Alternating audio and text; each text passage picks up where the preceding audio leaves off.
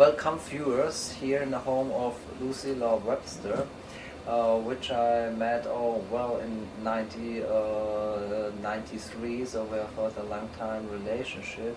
And Lucy Webster is really somebody who is a long time in this movement of world citizenship, World Federation, and first I wanted to ask her how she get involved there and what today your functions are in the different sections of this movement. Well, I first became involved in when I was in high school, and I was in secondary school across the street from Princeton University, and two students from the university came to my school and suggested that we start a chapter of the United World Federalists, and I and two other students did that. And then when I went to Wellesley College, I became fairly active, and all the different colleges in New England that had World Federalists in them had a sort of conference. Not a once only conference, but we had a sort of series of events where we would have one thing at one college and another thing at another college, and Harvard and MIT and Smith and Wellesley and so forth. So that was my most beginning thing. And then when I was in my senior year at college, I had been elected the student chairman of the United World Federalists, and so I was trying to organize the students all over the United States. And I was also corresponding with somebody named David Webster, who was in charge of the international office of the World Student Federalists. And that's the person who 3 or 4 or 5 years later I married. After I went literally around the world, I organized a self-financing round-the-world speaking tour for the World Federalists. Which you did by yourself? Yes. Mm-hmm. Well, I met lots of people, of course, as I went, but I was traveling by myself, yes. Yes. And, now, to skip over a long period of time, then I was active in the World Federalists in the UK and Britain, and in the European movement a bit, Britain and Europe, and also in the World Movement for World Federal Government, as the World Federalist Movement was called in those days. And I participated in various conferences in different places, including we tended to send small delegations to meetings in Moscow and try and get Russians and other people in Eastern Europe involved in our movement, which we did to some extent. Was in Yugoslavia several times in that context. And in the meantime, I was also working in international marketing research, and also bringing up two boys. I remember once at Hyde Park Corner, the British World Federalists would organize speakers to go to Speaker's Corner every Sunday, and they still do it actually. Ted Wheatley is the organizer of that. And I remember when my older son, who's now 50, was about 5, and I was standing on this ladder speaking, and I would say things like, well, when my son here is my age now, the millennium will have come. It will have come. And what will we have done in the meantime? Then in 1982, I came to New York to work for UNICEF and the UN, which I did for about 14 years altogether. But they have an early retirement policy, so I had to leave because I was too old to stay in the UN. And since then I've been working for different NGOs that are connected with the UN, including the Center for War Peace Studies, which is my main organization, which I work for now, which is in a sense part of the World Federalist Movement in a generic sense. And I'm also the vice chairman of the Council of the World Federalist Movement. And I'm quite active in the U.S. component, the main U.S. component. There are 2 or 3 U.S. components of the World Federalist Movement. The largest one is Citizens for Global Solutions, and I'm quite active in that. So I work in lots of different ways to promote international developments that will bring justice to people worldwide, including strengthening the UN institutions. Well, can I ask you what have changed if you have such a long time experience with the World Federalist Movement and its different affiliates? Today it seems, if we look back from the times of the big names and also of the big numbers in the early 50s, today it seems that there is some kind of a decline or a stop, or something has changed maybe in how world citizenship, how world federation gets communicated in society. Maybe you can talk a little bit, because there are reasons also. The World Federalist Association of the United States has changed their name to Citizens for Global Solutions, and there of sure be some background why they Well, I think the answer is that we have become the world. The people who were at the meeting last night are not necessarily card-carrying world federalists or world citizens. They come from lots of different organizations, but they are supportive of the World Federalist World Citizen mission and approach and outlook. And one sign of this, we have become the world, or the world has become part of our movement, is the way that the World Federalists have set up different organizations. For example, the International Peace Academy was set up by Ruth Young and Donald Keyes and a few other people, Andy Clark, back in the 60s and early 70s. And it then became a very important international organization, international NGO. And we've done that quite a lot, and you were particularly interested in Planetary Citizens. Now, Planetary Citizens was, as I experienced it in the early 1970s, was just a different manifestation of the World Federalist Movement. And it was just a way to involve additional people. And the people you see on that impressive letterhead were probably simply invited to become supporters. They weren't necessarily active, or they didn't particularly take initiative. Most of the initiative in that originally came from Norman Cousins and Donald Keyes, and then Donald Keyes carried it forward with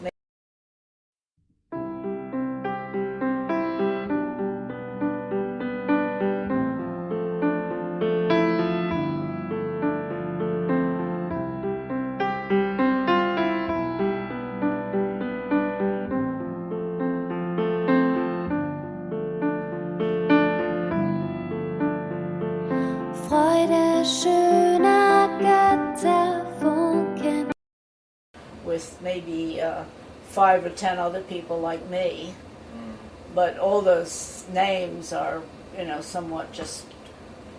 They're in favor of it. Everyone's in favor of everyone. Practically everyone I know thinks that he or she is a world citizen, and that they're working for some form of world federation.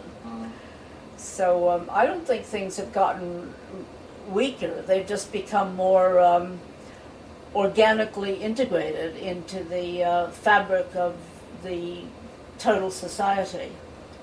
So more spread, yes. So they Yeah. don't they don't run any longer under the name of World Government or the World Federation, but it spreads in different NGOs where you not can indicate by name directly to World Citizenship or World Federation. Yeah. I mean, it's spread out in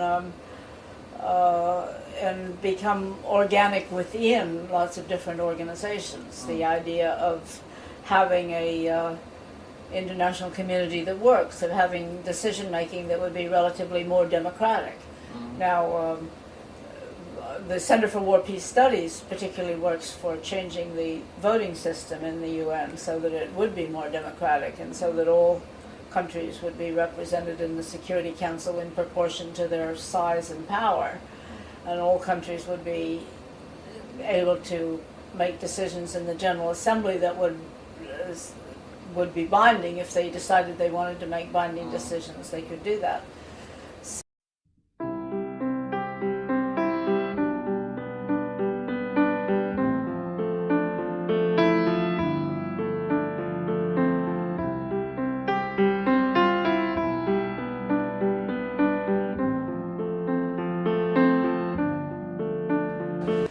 So, you know, the things that can be done that would be very concrete, but mostly it's an attitude and an approach to all sorts of problems that we like to think we are spreading around, and it has, you know, become the norm that you're working for a world community of justice and peace for all.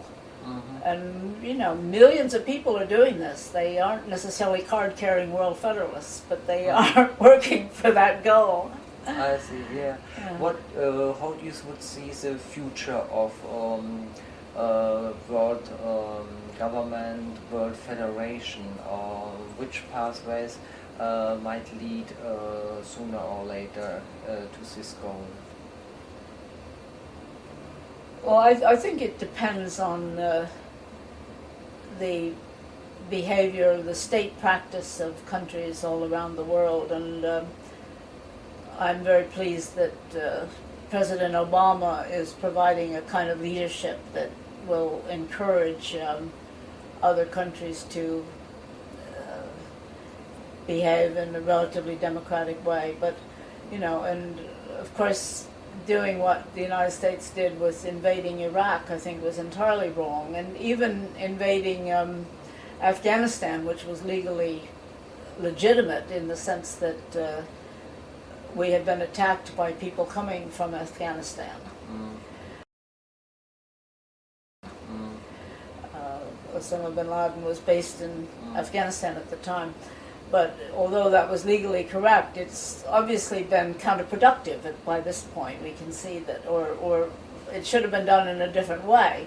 And the way I would have liked to have done it would have been for the Secretary General of the UN to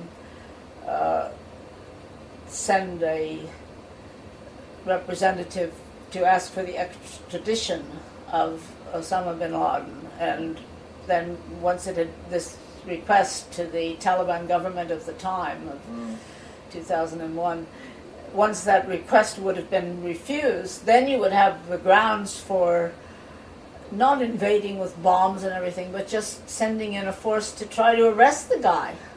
That was the objective. I mean, why blow it up in a way so that you're blowing up millions, hundreds of thousands of people, or at least thousands of people, causing disruption, causing people to lose their homes, causing people to be refugees in their own country.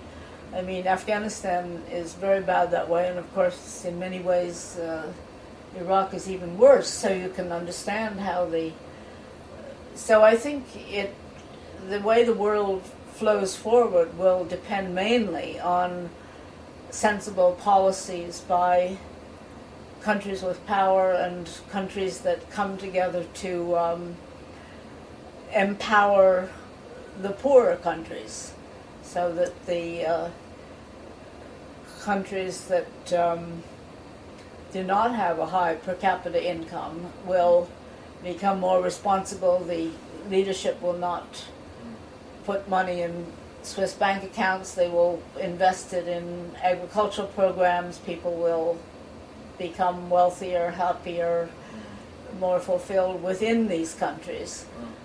And so you will have a growth of global democracy capacity. Now, the Center for War Peace Studies is working for certain changes in the structure of the UN to make this, to formalize this sort of thing, but I think the important thing is what people do on the ground. The states are very important. But let us come with the last questions back to the UN, where you have also long-time experience as an employee of the UN and did a lot of work in the surroundings of the United Nations.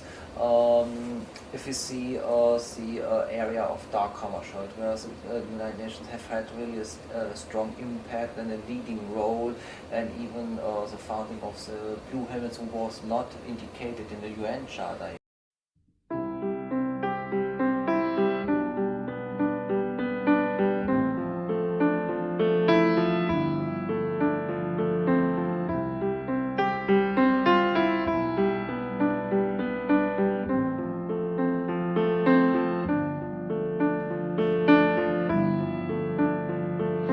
Freude, schöner Götter, Funken, UN Charter, yes, and, or as they did it to ignore two vetoes in the Suez Canal crisis and still keep acting through the General Assembly, so one can face what's possible within the UN system. Yes, if the right man is in the right position. But if a lot of people today look to the UN, for example from Germany, they see they face a bureaucratic thing who it's like this, and just looking what the US is doing, and this dynamic role the UN once have had, yes, seems to be at the moment lost or sleeping. What do you think about that?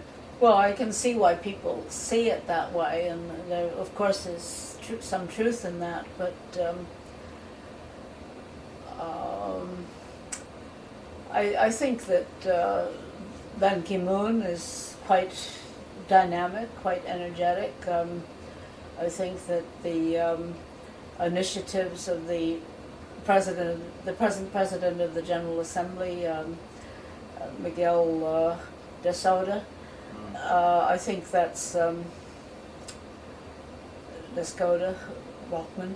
I think I think he's taken some very good initiatives on behalf of the less developed countries, and I think we have to move beyond globalization for the rich and develop globalization for the people.